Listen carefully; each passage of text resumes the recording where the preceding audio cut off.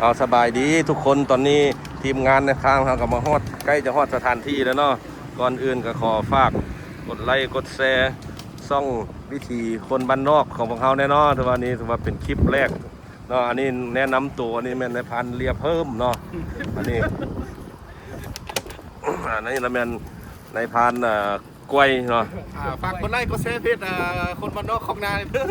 อ อันนี้ก็แม่นในพันซื้อ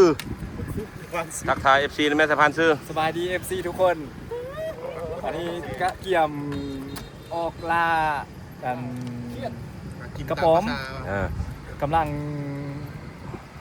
อันนี้ถือว่า อุปกรณ์ อันนี้ถือว่าในพานซื้อเนาะทีมงานพวกเขามากัน6 คนพี่น้องวันนี้นะอันนี้แม่นในพานบุญป้อมเนาะอันนี้ในพานบุญป้อมในนามทักทายสบายดี FC เอานะ FC ทุกคนเป็นยังไงครับฝากติดตามมาเพจวิถีบ้านนอกของนาในเด้อเอาเนาะถือว่า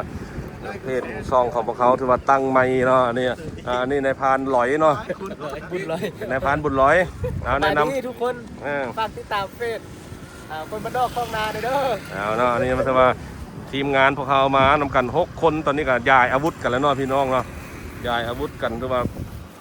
อาวุธไผ่อาวุธมันเนาะจะน้อยใกล้ชิฮอดสถานที่แล้วเนาะไปเขาไปสถานที่กันเลย